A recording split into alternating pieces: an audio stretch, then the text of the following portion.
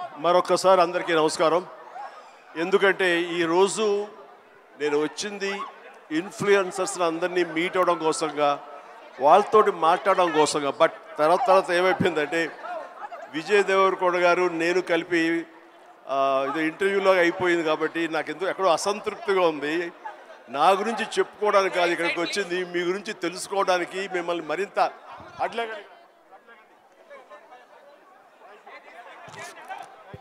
Thank you. So నేను ఒక రకంగా ఎంత అదృష్టవంతుడంటే బ్లాక్ అండ్ వైట్ ఫిలిమ్స్ దగ్గర నుంచి నా ఎంట్రీ ఉందనుకుంటే మహామహల్తో నటించాను. ఆ తర్వాత మోడర్న్ టైమ్స్లో కూడా నేను ఉన్నాను.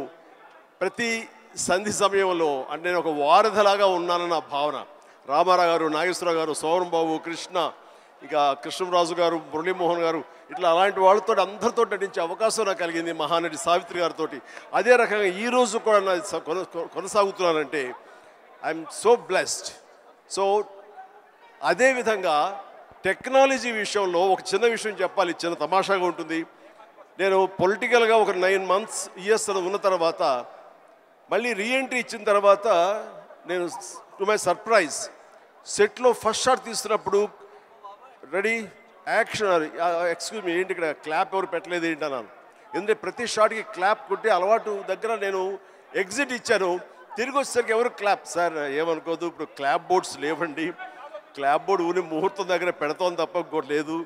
ఓ అంతగా మారిపోయిందా, వావ్ అనుకున్నాను. బట్ 2015 ఖైదీ నెంబర్ 150కి నేను చెప్తున్న విషయం, అప్పటికే నేనేంటి ఇంత మారిపోయింది అనుకున్నాను. కానీ ఆ రోజుకి ఈ రోజుకి మరింత విస్తృతంగా టెక్నాలజీ మారిపోయింది, అప్రోచ్ మారిపోయింది. పబ్లిసిటీ కానివ్వండి, పీపుల్ రీచ్ అవడానికి కానివ్వండి, మరి ఎన్నో కొత్త పుంతలు తొక్కుతూ ఈ రోజున ఇన్ఫ్లుయెన్సర్స్ అనే దీని మీద ప్రభావితం చేసేటటువంటి ఇలాంటి ప్రభావిత శాలులు మీలాంటి వాళ్ళందరూ ఉండబట్టి ఈ రోజున టోటల్గా సినారియో మారిపోయింది. ఇలాంటి సినారియోలో కూడా నేను ఉండడం అనేది నాకు చాలా చాలా బాగుంది, చాలా సంతోషంగా ఉంది. అండ్ ఇలాంటి విట్నెస్ చేయడం అనేది కూడా నాకు ఒక గ్రేట్ ఎక్స్పీరియన్స్. అండ్ ఎంతగా నేను కూడా ఎడిక్ట్ అయిపోతున్నానంటే స్లోగా ఏ పని చేసుకుంటున్నా సరే మధ్య టైం దొరికితే జస్ట్ చూస్తూ ఆ రీల్సో మీమ్సో లేకపోతే అవన్నీ చూసుకుంటూ ఆ టిక్ టాక్లు ఉన్న రోజుల్లో టిక్ టాక్ లాంటి ఇంకో అదర్ది చూసుకుంటూ అండ్ ఇన్స్టా చూసుకుంటూ ఉంటే ఎంత తెలియకుండా టైం పాస్ అయిపోతుంది. వావ్ ఏంటిది, ఇంత టెక్నాలజీ, ఇంత హైలీ టాలెంటెడ్ పీపుల్ ఉన్నారు అని చెప్పేసి వాళ్ళందరూ చూస్తే ఎంతో ముచ్చటగా ఉంది. ఈ రోజున స్టేజ్ మీదకి వచ్చినట్టు 5-6 మందిని కలిసారు, ఇక్కడ మరెంతో మంది ఉన్నారు. మీరందరినీ నేను దగ్గర చూస్తే కనుక ఎక్కడో ఎప్పుడో మీ గురించి చూసిన వాడినే అవుతాను. అంటే ఆల్ నూక్ అండ్ కార్నర్కి పెనిట్రేట్ అవడానికి, మీ కుతూహలం చెప్పుకోవడానికి ఈ రోజున ఈ మొబైల్, ఈ యొక్క టెక్నాలజీ ఎంతగా ఉపయోగపడింది అంటే అంత ఇంత కాదు. ఇది మీకు డబ్బులు తెచ్చిపెట్టమే కాకుండా మీకు కీర్తిని, గుర్తింపు కూడా తీసుకొచ్చింది. కాబట్టి ఇలాంటి దాన్ని చక్కగా వినియోగించుకుంటూ మీరు మీ కుటుంబానికి ఉపయోగపడుతూ ఫైనాన్షియల్గా మీరు స్ట్రెంగ్తన్ అవుతూ తద్వారా మీరు సెలబ్రిటీస్ అవుతూ ఎక్కడికి వెళ్ళినా సరే గుర్తింపు తెచ్చుకుంటూ ఉంటున్నారు. చాలా బాగా వినియోగించుకుంటున్నారు. దీన్ని మరింత పాజిటివ్ సైడ్ 10 మందికి ఉపయోగపడే విధంగా మీరు ఇది వినియోగించుకుంటూ ముందుకు వెళ్ళగలగాలి. ఇలాంటి వాళ్ళందరూ గైడెడ్ మిసైల్స్ లాగా ఉన్నారు. ఒక్కొక్కడు మిసైల్ లాంటి వాళ్ళు ఇన్ఫ్లుయెన్సర్స్. అలాంటి ఇన్ఫ్లుయెన్సర్స్ అందరినీ కలిపి ఒక వేదిక మీద తీసుకురావాలి, ఒక చోట ఒక అసోసియేషన్, ఫెడరేషన్ కింద వీళ్ళందరినీ ఉంచాలని మన ప్రసాద్ గారు, ఏబిఎన్ ప్రసాద్ గారు ఆయన నిర్ణయించుకుని కొంతమంది తోటి, అలాగే శేఖర్ గారు, ఇలాగా కొంతమందితో లోకేష్, శ్రీనివాస్, ఇలాంటి కొంతమంది, దివ్య, కోడి దివ్య అండ్ ఇలాంటి వాళ్ళందరూ కొంతమంది ఒక గ్రూప్గా ఏర్పడి మేము వాళ్ళందరికీ ప్రొటెక్షన్గా ఉంటాము. వాళ్ళకి కావాల్సినటువంటి జీవిత బీమా కానివ్వండి, హెల్త్ కార్డు సంబంధించినవి ఇవన్నీ ఇస్తూ వాళ్ళకు భరోసాను కల్పిస్తూ వాళ్ళకు ఒక గుర్తింపుని కలగజేస్తూ వాళ్ళందరికీ ఒక అసోసియేషన్ ఉన్నామంటే ఆ బలం వేరు. అలాంటిది భరోసాగా మేము ఉంటామనుకుంటూ ఆ థాట్ రాగానే ప్రసాద్ గారు please you should come forward అని మీ గ్రూప్తో రండి, లోకేష్, వీళ్ళందరూ కూడాను చాలా ఎన్ని కష్టాలు రావచ్చు, వాళ్ళకి ఎదురు ప్రతికూల పరిస్థితి కూడా ఉండొచ్చు, వీటిని అధిగమించి మనం చెయ్యాలి అని నిస్వార్థంగా ఇంతమంది ఇన్ఫ్లుయెన్సర్స్ ఉన్నారు. ఇది పవర్. వీళ్ళందరినీ గైడెడ్ మిసైల్స్గా ఛానలైజ్ చేయాలి. Then they will become very influential అవుతారండి. సో అలాంటివి తీసుకొస్తున్నారు. మీరు రావాలి చిరంజీవి గారు, మీరు వస్తే కనుక ఖచ్చితంగా దీనికి ఒక ఇది ఏర్పడుతుంది, గుర్తింపు వస్తుంది అని అన్నప్పుడు నాకు దీని గురించి ఏమి తెలియదు సార్, నన్ను ఎంత ఫిట్ అవుతానంటే ఈయన అంటారు మీరే పెద్ద ఇన్ఫ్లుయెన్సర్ సార్, మిమ్మల్ని చూసుకుంటూ ఈ ఇండస్ట్రీకి ఎంతోమంది వచ్చారు.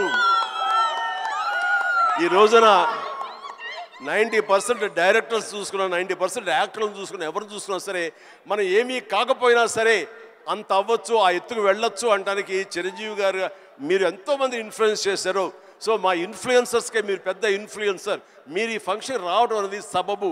వచ్చి ఒక ముక్క చెప్పినా ఏం చెప్పినా వాళ్ళకి వెనకాల మేము ఉన్నామని ఒక మాట మీరు అంటే కనుక వాళ్ళకుండే భరోసా వేరు, వాళ్ళకుండే ధైర్యం వేరు అని చెప్పినప్పుడు ఎస్ నేను వస్తాను.